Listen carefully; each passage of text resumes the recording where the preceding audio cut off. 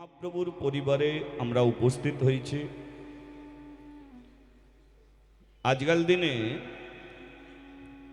বড় লোকের বাড়ির হঠাৎ দরজা খোলা যায় না, আগে ডাকতে হয়। তদ্রূপ যে পরিবারে আমরা উপস্থিত হয়েছি সেই পরিবারের মানুষকে একটু চিৎকার করে ডাকতে হয়। তবে দেখুন,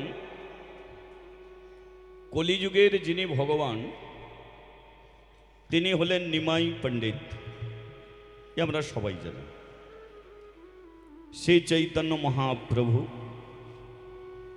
যিনি সত্যের নারায়ণ, তেতার রাম, দাপরের কৃষ্ণ, তিনি কলিতে গৌর হয়ে কলিযুগের ভগবান হয়ে এলেন। কিন্তু প্রশ্ন হলো, এই ভগবান আমেরিকায় জন্ম নিতে পারত ভাই?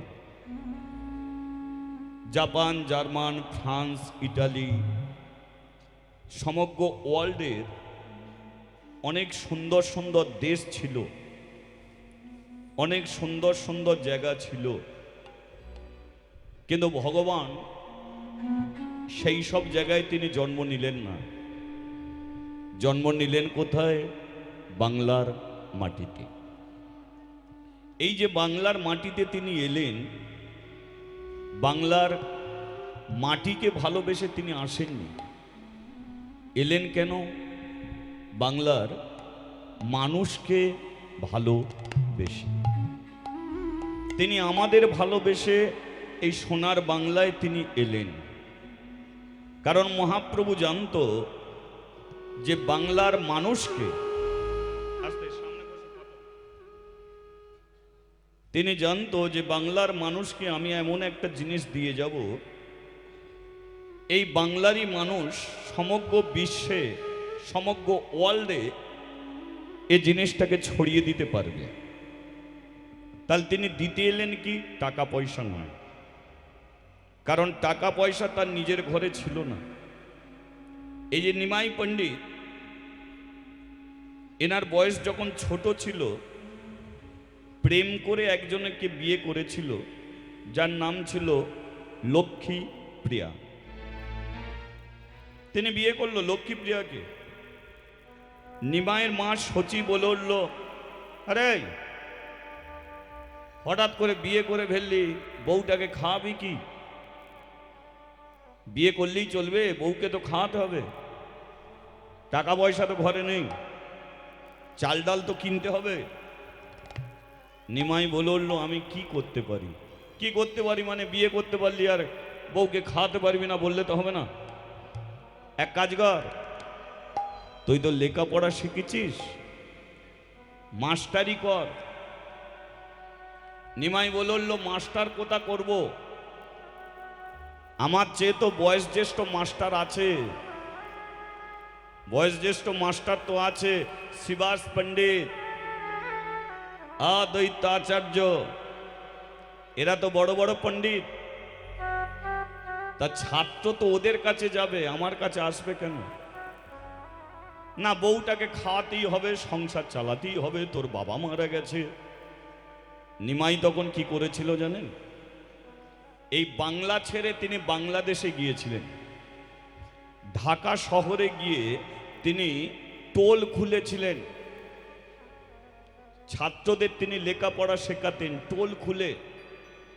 কিন্তু 6 মাস আর তিনি বাড়িতে ফেরেননি। আর এই 6 মাসের ফলে কি হলো? লক্ষ্মী প্রিয়ার বিরহ সর্পদংশনে মারা গেল। এই যে বিরহ বলে কোনো সাপ নেই, বিরহ বলে কোনো সাপ নেই, তাহলে এখানে বলল বিরহ সর্পদংশনে লক্ষ্মী প্রিয়ার মৃত্যু হয়েছিল। তাহলে বিরহ কাকে বলে?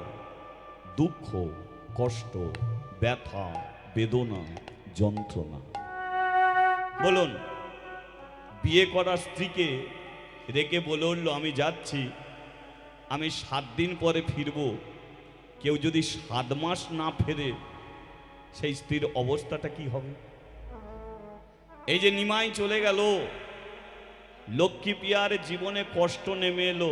এক তো সংসারে অভাব, দ্বিতীয় স্বামী পাশে নেই। না খেয়ে না ঘুমিয়ে ওই স্বামীর চিন্তা করতে করতে চলে গেলেন লক্ষ্মী প্রিয়া।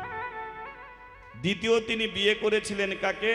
বিষ্ণু প্রিয়া, তাকে তিনি দ্বিতীয় বিয়ে করেছিলেন। কিন্তু এ থেকে কি বোঝা গেল? যে নিমাই পণ্ডিতকে টাকা উপায় করার জন্য বাংলাদেশে যেতে হয়েছিল, তাহলে তিনি আমাদের টাকা দিতে কিন্তু বাংলার মানুষকে আসেনি, কারণ তার ঘরেই নেই, দেবে কি করে? তাহলে তিনি দিতে এসেছিলেন কি? হরি নাম। কি দিতে এলেন? হরি নাম।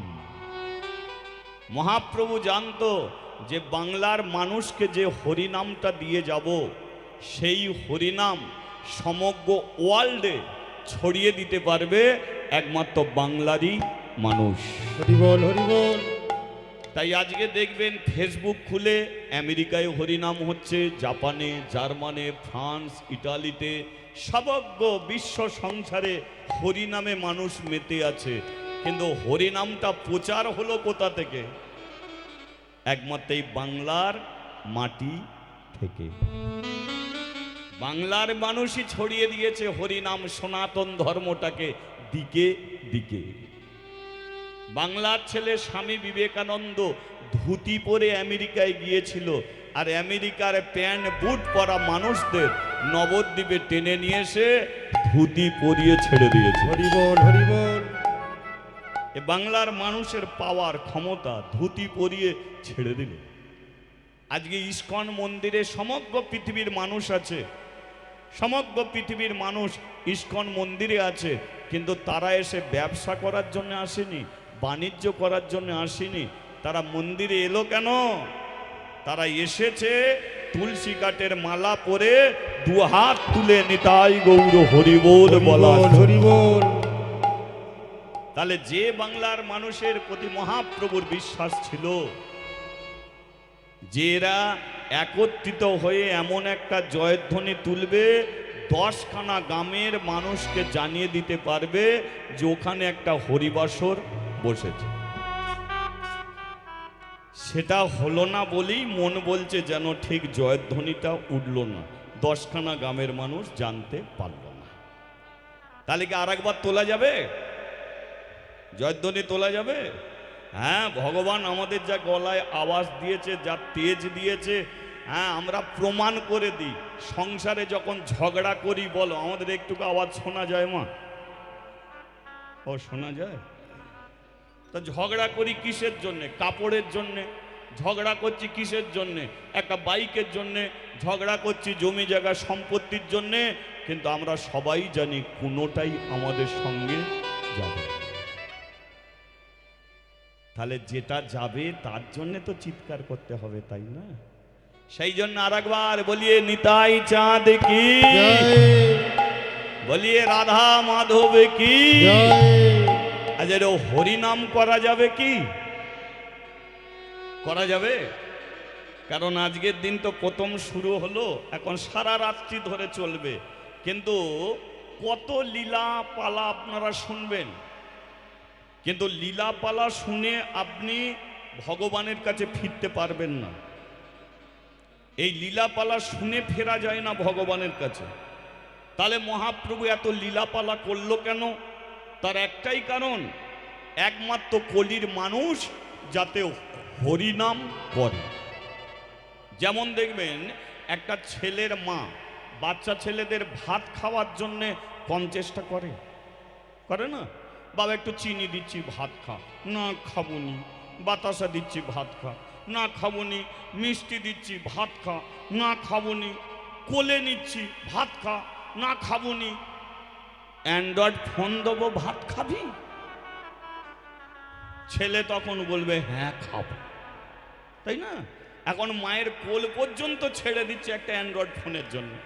তা মা এত কিছু চেষ্টা করছে কেন? যাতে ছেলেটা ভাত খায়। তদ্দ মহাপ্রভু এত লীলা পালা করলো কেন? যাতে কলির মানুষ শুধু হরিনাম করে যায়। তিনি মহাপ্রভু কি দিতে এলো? একটা মন্ত্র। মন্ত্রটা কি? হরে কৃষ্ণ কৃষ্ণ কৃষ্ণ হরে হরে, হরে রাম পরেরটা কি? রাম রাম হরে হরে। এটা কিন্তু ভাই মন্ত্র নয়, এটা মন্ত্র নয়, এটা হচ্ছে মহা মহা মন্ত্র। এবার মন্ত্র আলাদা, মহামন্ত্র আলাদা, দুটোর মধ্যে তফাৎ কি শোনেনি? মন্ত্র আর মহামন্ত্র তফাৎ কি? কালী মন্ত্রে কালীকে পায়, দুর্গা মন্ত্রে দুর্গাকে পায়, শিব মন্ত্রে শিবকে পায়, লক্ষ্মীর মন্ত্রে লক্ষ্মীকে পায়। কিন্তু হরে কৃষ্ণ মহামন্ত্র নাম করলে নতুন করে কালী দুর্গার মন্ত্র উচ্চারণ করতে হয় না। এই হরে কৃষ্ণ মহামন্ত্রে কালী দুর্গা লক্ষ্মী সরস্বতী সবাইকেই পাওয়া। হরি বল হরি বল। তাই মহাপ্রভু সবাইকে পাওয়ার জন্যে তিনি একটাই ওষুধ দিল, যে এক ওষুধেই চোখেরও কাজ হবে, পেটেরও কাজ হবে, কানেরও কাজ হবে, নাকেরও কাজ হবে, সব কাজ হবে। কি? যেমন বিয়ে বাড়িতে 10 রকম খাবার হয়, কেউ কি 10 দিক দিয়ে খায়? যে ডাল কান দিয়ে খাবো, মিষ্টি নাক দিয়ে খাবো, ভাত না, মুখ দিয়ে 10 রকম জিনিস খাচ্ছি, কিন্তু যাচ্ছে গোটা শরীরে চলে যাচ্ছে। তদ্রূপ হরে কৃষ্ণ মহামন্ত্র নাম করলে আর নতুন করে করতে হবে না, এই নামই কালী দুর্গা লক্ষ্মী সরস্বতীর কাছে পৌঁছে যাবে। হরি বল হরি বল। ঠিক আছে, তাহলে একটু করা যেতেই পারে। আর এই তো প্রথম, আপনারা এমনি করবেন না হাতে তালি দিয়ে করবেন? কি ভাবছেন? এমনি করবেন না তালি দেবেন একটু? হ্যাঁ, তালি কেন দিতে হয় পরে বলবো, আগে তালি দিয়ে শুরু করুন। হরে কৃষ্ণ কৃষ্ণ কৃষ্ণ কৃষ্ণ হরে হরে, হরে রাম রাম রাম হরে হরে। সবাই হরে কৃষ্ণ কৃষ্ণ কৃষ্ণ হরে হরে, হরে রাম রাম রাম হরে হরে। হরে কৃষ্ণ কৃষ্ণ কৃষ্ণ হরে হরে, হরে রাম রাম রাম হরে হরে। কৃষ্ণ হরে কৃষ্ণ কৃষ্ণ কৃষ্ণ হরে হরে, হরে রাম রাম রাম হরে হরে। এই যে তালি দেওয়ার নিয়মটা কিন্তু আমি বার করলাম না। অনেকে ভাবছে যে ও তালি দেওয়ার নিয়ম বার করেছে, আমরা কেন তালি দেবো কেন, সেটা আপনাদের ব্যাপার। কিন্তু আমি গ্যারান্টি দিয়ে বলতে পারি, এই যে তালি দিয়ে হরিনাম করার নিয়ম কিন্তু আমি বার করিনি, করেছে কে? মহাপ্রভু। তিনি নিজে বলে গেছে, 7 5 মিলি নিজ দ্বারেতে বসিয়া হরিনাম করো সবে। পরেরটা কি? জোরে বলো, না আমাকে দোষ দেবে। তাহলে নিয়মটা কে বার করেছে? মহাপ্রভু।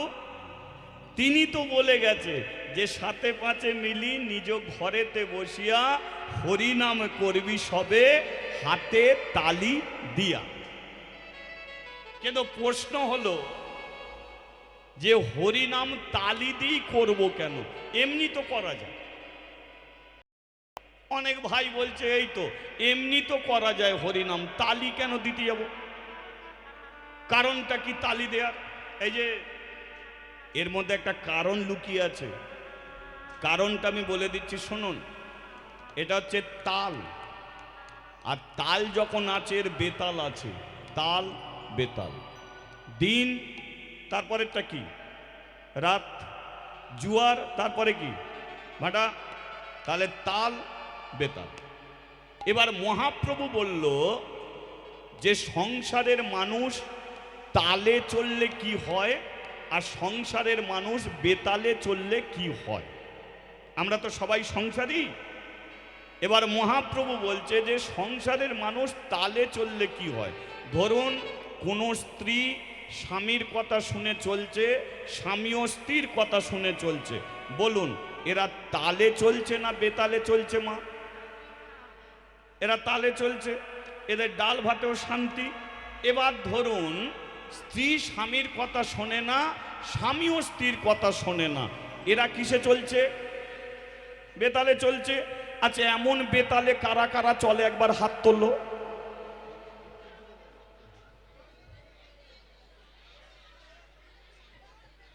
ঠিক আছে, কই বাত নাই, কই বাত নাই।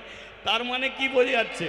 যে আমরা সবাই তালে, কিন্তু সত্যি কি তালে চলি? সত্যি যদি আমরা তালে চলতাম তাহলে সংসারের মানুষ অকালে বিষ খেয়ে মরত না। মরে তো, যার জীবন শেষ করার কথা নয় শেষ করে দিচ্ছে। কেন? কারণ সংসারে সে এমন জ্বালা পাচ্ছে, যন্ত্রণা পাচ্ছে, কষ্ট পাচ্ছে, তার জন্যে সুন্দর জীবনটাকে বিষ খেয়ে শেষ হয়ে যাচ্ছে, গলায় দড়ি দিয়ে শেষ হয়ে যাচ্ছে। কত মেয়ে চাইলো বিয়ে করব, সুখে সংসার করব, কিন্তু হলো কি সংসার? স্বামীকে ছেড়ে, পরিবারকে ছেড়ে রাস্তায় রাস্তায় ঘুরে বেড়াচ্ছে। তাহলে সংসারের মানুষ যদি তালে চলতো তাহলে বাপ মা রাস্তায় রাস্তায় ভিক্ষে করতো না। তালে যদি চলতো তাহলে বাবা মা চোখের জলে নাকের জলে কাঁদতো না। তালে যদি সংসারের মানুষ চলতো তাহলে অকালে এমনি করে জীবন চলে যেত না। হরি বল, হরি বল। আমরা হাত তুলি আর না তুলি গ্যারান্টি দিয়ে বলতে পারি তালে আমরা চলি না, সব কটা বেতালে চলি। আর বেতালে চলি বলি সংসারে এত জ্বালা অশান্তি আমাদের ভোগ করতে হয়। সেই জন্যে মহাপ্রভু বলেছিল যে সাথে পাঁচে মিলি নিজ রাস্তায় বসিয়া না। ধ্যান দিয়ে শুনবেন কথাটা। তিনি কি বললেন? সাথে পাঁচে মিলি নিজ রাস্তায় বসিয়া, গাছের নিচে বসিয়া, সিনেমা হলে বসিয়া, চায়ের দোকানে বসিয়া না। তিনি কি বললেন? নিজ ঘরেতে বসিয়া। কারণ ঘরেই থাকে সংসারের মানুষ। হরিনাম করো সবে হাতে তালি দিয়া। কেন? কারণ পরিবারের মানুষ 5 জন থাকুক, 10 জন থাকুক, 25 জন থাকুক, ওরা যদি সকালবেলা একত্রিত হয়ে হাতে তালি যদি দিয়ে কিছুক্ষণ হরিনাম করে তাহলে 25 জন থাকলে কোনোদিন 5টা হাঁড়ি হবে না, এক হাঁড়িতেই 25 জনের ভাত হবে। হরি বল, হরি বল। তাহলে তোদের সংসারে আর কাটাকাটি হবে না, লাঠালাঠি হবে না, দেয়াল তোলা তোদের হবে না। প্রমাণ দিই হরিবাসরে। হরিবাসরে হাজার হাজার মানুষ যদি এক হয়ে বসে থাকতে পারে তাহলে তোদের পরিবারে 5 জন কেন এক হতে পারবি না? কেন তোদের 5টা হাঁড়ি হবে? তদ্লোক তোরা সংসারে তালে চলিস না, সব কটা বেতালে চলিস। সেই জন্যে মহাপ্রভু বলল যে হরিনাম করবি তাল দিয়া, মানে তালি দিয়া পরিবার মিলে কর, দেখবি সংসারে ডাল ভাতেও শান্তি। তাহলে কেন তালি দেওয়ার নিয়ম বোঝা গেল? তাহলে এবারে মহাপ্রভুর কথা মেনে যারা চলবে তারা অবশ্যই দেবে। চলো আর একবার। হরে কৃষ্ণ হরে কৃষ্ণ কৃষ্ণ কৃষ্ণ হরে হরে হরে রাম রাম রাম হরে হরে। হরে কৃষ্ণ কৃষ্ণ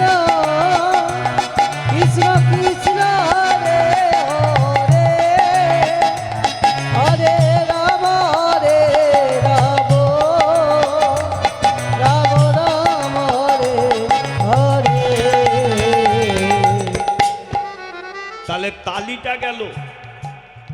মহাপ্রভু আর একটা কথা বলেছিল, ভাবছি সেটা বলাটা ঠিক হবে কিনা, আপনারা যদি রেগে যান। আমার কথা তো নয়, মহাপ্রভু তিনি যখন হরিনাম করতো হাত নিচের দিকে থাকতো, এটা আপনারা সবাই জানেন। কোন দিকে থাকতো? তো ওপরে যদি থাকো একবার তুলে দেখিয়ে দিতে কি সমস্যা আছে? ওরে বাপ রে বাপ। ও হরে কৃষ্ণ কৃষ্ণ কৃষ্ণ হরে হরে, হরে রাম রাম রাম হরে হরে। ও হরে কৃষ্ণ কৃষ্ণ কৃষ্ণ হরে হরে, হরে রাম রাম রাম হরে হরে। বলো রাধা মাধো, রাধা মাধো, রাধা মাধব জয় রাধা মাধো। জয় রাধা মাধব, রাধা মাধব, রাধা মাধব, জয় রাধা মাধব। বলে হরি হরি বল, হরি বল, আমার গৌর হরি বল, হরি বল, হরি হরি বল সবে একটু উলু দিয়ে বল। হরি হরি বল, গৌর হরি বল, হরি হরি বল কবে, গৌর হরি বল।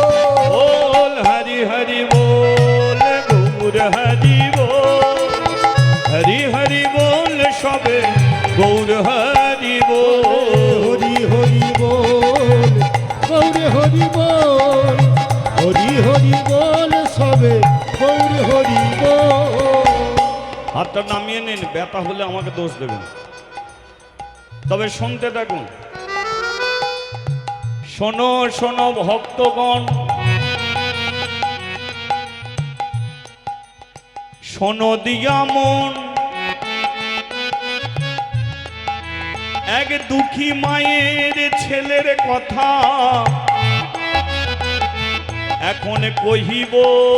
এখন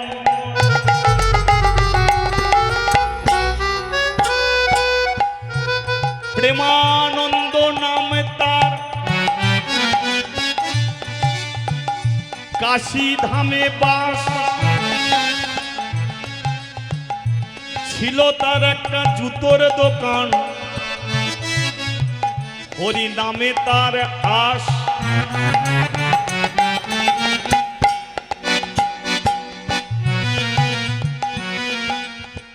পরচর্চা পরনিন্দা নাহি সে জানে।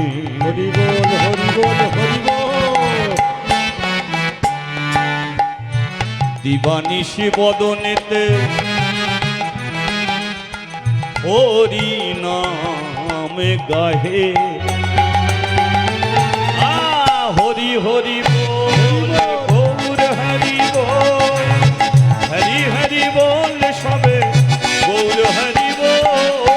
হরি হরি বল, গৌর হরি বল, হরি হরি বল কবে, গৌর হরি বল। আমার গৌর হরি বল, হরি হরি বল, গৌর হরি বল। হরি হরি বল। মুচি হয়ে সূচি হয় যদি কৃষ্ণ ভজে, এ ব্রাহ্মণ ব্রাহ্মণ নহে যদি কৃষ্ণ ত্যাজে।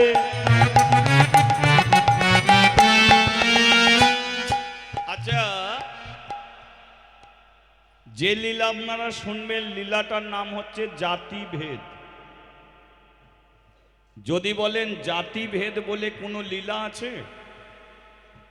কিন্তু দেখুন, এখনকারের একটা সমাজ, একটু মন দিয়ে শুনবেন, এখনকারের একটা সমাজ আর মহাপ্রভু যখন কলিযুগে আসেনি তখন একটা সমাজ। দুটো সমাজ, দুটো সমাজের মধ্যে তফাৎ কি ছিল? এখনকারের সমাজে, আস্তে একটু আস্তে আস্তে,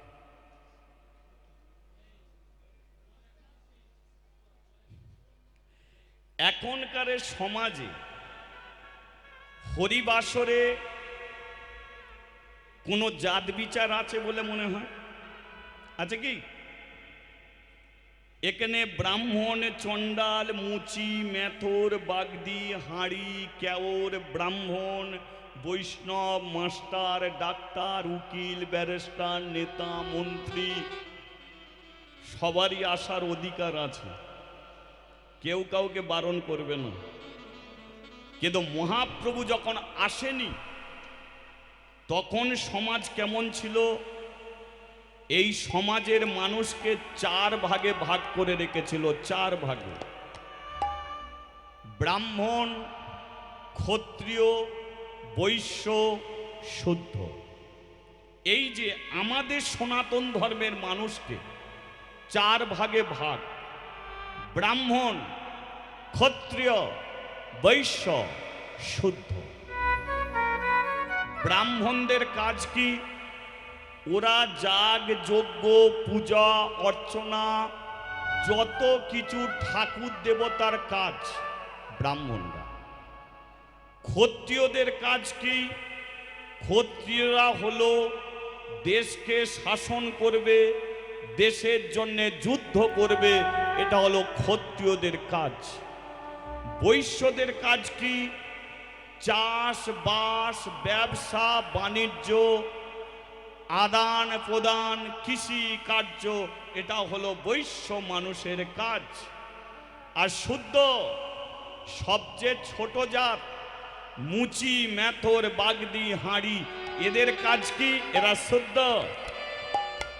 এই ছোট জাতের মানুষগুলো এই ব্রাহ্মণ, ক্ষত্রিয়, বৈশ্যর বাড়িতে গিয়ে ঝাঁট দিয়ে বাসন মেজে ওদের সেবা যত্ন করা, এটা হলো ছোট জাতে মানুষের কাজ।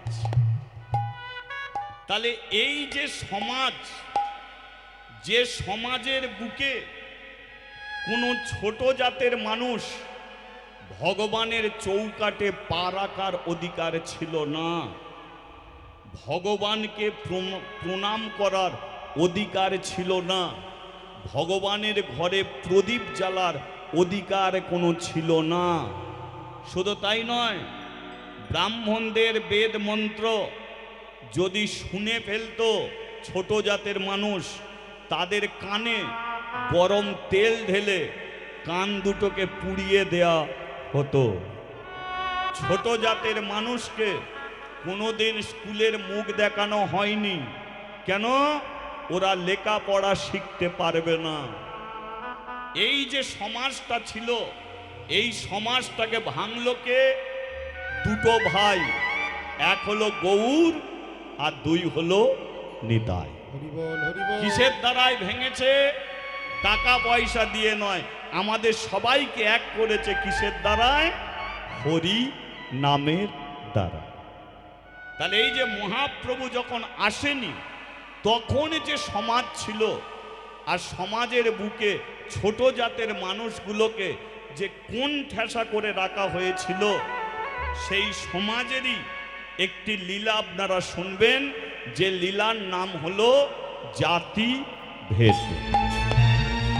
ঠিক আছে, আপনারা শুনছেন তো? শুনছেন? আচ্ছা, কে কে শুনছেন না একবার হাত তুলুন তো। না না, তবু ঠিক আছে, অনেকটাই ঠিক আছে, শুনছে, মনোযোগে রেখেছে। তাহলে শোনা যাক নাকি? হ্যাঁ, শোনো শোনো ভক্তগণ, আমার শোনো দিয়া মন, এক দুঃখী মায়ের ছেলের কথা এখন কহিব। এখন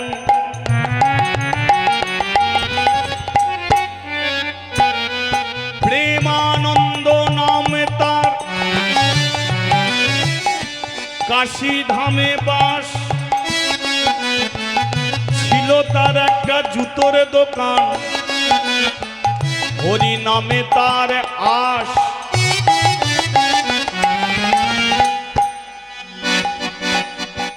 পরচর্চা পরনিন্দা নাহি সে জানে, হরি বল হরি বল হরি বল। দিবানিশি বদনেতে হরি নামে গাহে, বলে হরি বলে হরি হরি হরি বল, এসব মাধব গোবিন্দ বল হরি বল হরি বল হরি বল, এসব মাধব গোবিন্দ বল। বলে হরি বলে হরি হরি হরি বল, এসব মাধব গোবিন্দ বল। বল হরি বল হরি বল হরি বল, এসব মাধব গোবিন্দ বল। এসব মাধব গোবিন্দ বল, কেশব মাধব গোবিন্দ বল। ও কেশব মাধব গোবিন্দ বল। ও কেশব মাধব গোবিন্দ বল। 70 বৎসরের একটা মানুষ, এই যে নাম তার প্রেমানন্দ দাস, বয়স হচ্ছে 70। কত বললাম? 70। তার স্ত্রীর নাম হচ্ছে সুদাময়ী, বয়স হচ্ছে 60 বৎসর। তাহলে প্রেমানন্দ 70, সুদাময়ী 60। কিন্তু 70 বছরের প্রেমানন্দর একটা ইচ্ছা, এখনো সে বাবা হবে। কি ঝামেলার কথা দেখেছো? 70 বছরের বুড়ো যদি বলে এখনো বাবা হব, গ্রামের ছেলেরা কম টিটকিরি মারবে? তাই তুমি 70 বছরের বুড়ো এখনো বাবা হতে চাও? তোমার তোমার দাঁতে দাঁতগুলো পড়ে গেছে, গায়ের চামড়া কুঁকড়ে গেছে সব, তুমি গাছই বসাতে পারবে না, ফল ধরাবে কি করে? বাবা টামা হতে পারবে না। এখন বাড়িতে যে স্ত্রী, সেও বকাবকি করে। হ্যাঁ গো, লোকের মুখে কি শুনছি, তুমি সবার কাছে বলে বেড়াচ্ছ তুমি নাকি বাবা হবে বাবা হবে বাবা হবে। আচ্ছা বলো তো, তুমি যদি বাবা হও, পেটে তো আমায় ছেলে ধরতে হবে। আর 60 বছরের মেয়ে আমি যদি পেটে ছেলে ধরি, কলে আর জল নিতে যেতে পারবো? এখন স্বামী স্ত্রীর এই নিয়ে অশান্তি। প্রেমানন্দ বলে, সুধা তুমি যাই বলো তাই বলো, বাবা আমি একদিন হব। সুধা বলে, এবারে চিতার কাটে গিয়ে হব। কি বলবে? লক্ষ্য করুন, এবারে দেখুন, স্বামী যদি বারবার একটাই প্রার্থনা করে, স্ত্রী কি বলবে? তার স্ত্রী বলছে এক কাজ করো, বাবা হবার তোমার ক্ষমতা চলে গেছে, পেটে ছেলে ধরার মা হবার ক্ষমতা আমার চলে গেছে, তবু তুমি যদি বাবা হতে চাও, তাহলে এটা তো মুচিপাড়া, পাশের গ্রামটা ব্রাহ্মণ পাড়া, ওখানে একটা কৃষ্ণ মন্দির আছে, ওই কৃষ্ণ মন্দিরে গিয়ে মাথা ঠকে মানত করো, ভগবান যদি কৃপা করে তাহলে 70 বছর কেন 100 বছর বয়সেও বাবা হবে। এছাড়া আমার আর কিছু বলার নেই। এখন প্রেমানন্দ সুদাময়ীর এই এক কথাতেই সকালবেলা স্নান করে জুতো দোকানে না গিয়ে ব্রাহ্মণ পাড়ায় চলে গেছে। যেতে যেতে দুপুর হয়ে গেছে। এখন ব্রাহ্মণ পাড়ার কৃষ্ণ মন্দির, পূজারী ব্রাহ্মণ মন্দিরের ওপরে আছে, আর প্রেমানন্দ কি করেছে, মন্দিরের সিঁড়িতে পা দিয়েছে। আর যেই সিঁড়িতে পা দিয়েছে, ওপর থেকে পূজারী ব্রাহ্মণ বলল, কে রে? নিচ থেকে বলল, আমি প্রেমানন্দ। পুরো নামটা বল। প্রেমানন্দ। আরে প্রেমানন্দর পরে কি বসাস? প্রেমানন্দ দাস। তাহলে তুই মুচির ছেলে, লোকে তাই বলে। মন্দিরের সিঁড়িতে পা দিলি কেন? ওই ভগবানের কাছে মাথা ঠুকে মানত করব বলে। পা নামিয়ে নে।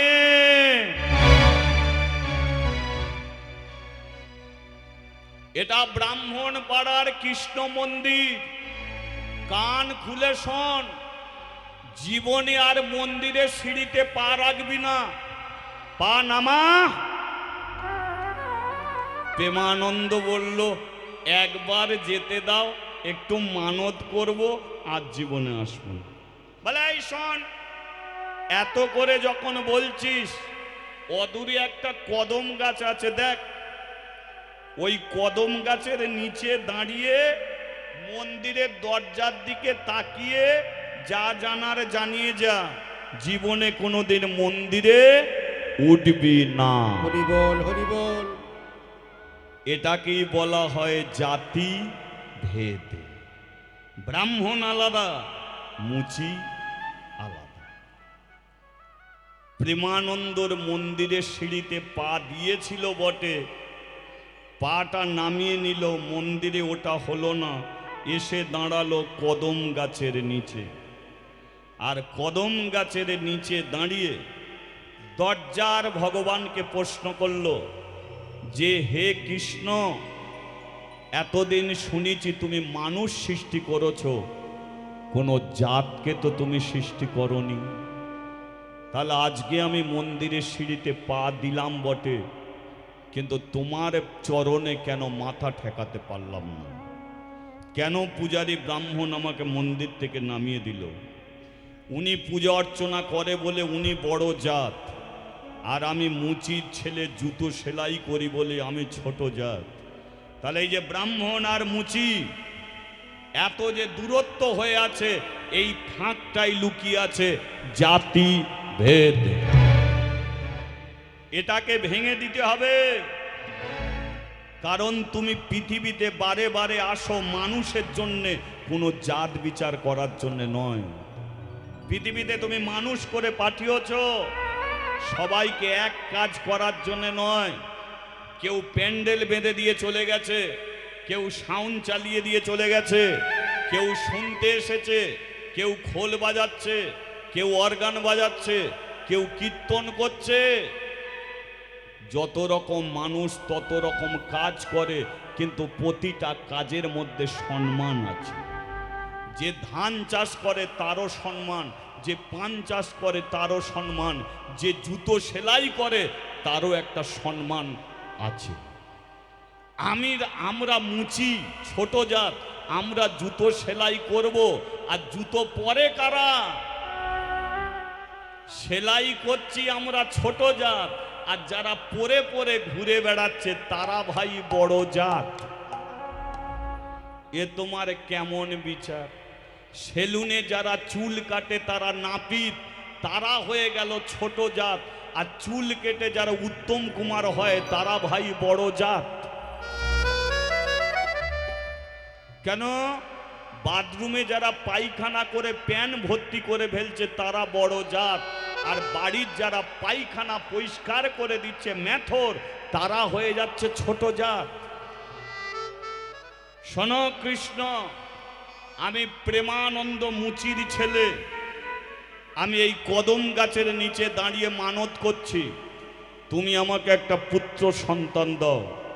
বয়স আমার 70, তাকে হয়তো মানুষ করতে পারবো না, কিন্তু কথা দিলাম যদি তুমি আমাকে ছেলে দাও, তার 5 বৎসর যখন বয়স হবে, আমি এই ব্রাহ্মণ পাড়ার কৃষ্ণ মন্দিরে মুচির ছেলেটাকে আমি দান করে যাব, দান করে যাব, দান করে যাব।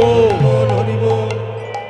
সেদিনকে দেখব ভগবান তুমি মুচির ছেলেকে কেমন করে কদম গাছের নিচে দাঁড় করিয়ে দিতে পারো। তোমাকে প্রমাণ করতে হবে যে তুমি এসেছো মানুষের জন্যে। যে যাই করুক না কেন, তোমার কাছে একটাই বিচার, তুমি ভক্তের ভগবান, তুমি ভক্তের ভগবান, তুমি ভক্তের ভগবান, তুমি ভক্তের হরি হরি হরি বল। তুমি ভক্তের ভগবান, তুমি ভক্তের ভগবান, তুমি ভক্তের ভগবান, ভক্তের ভগবান, ভক্তের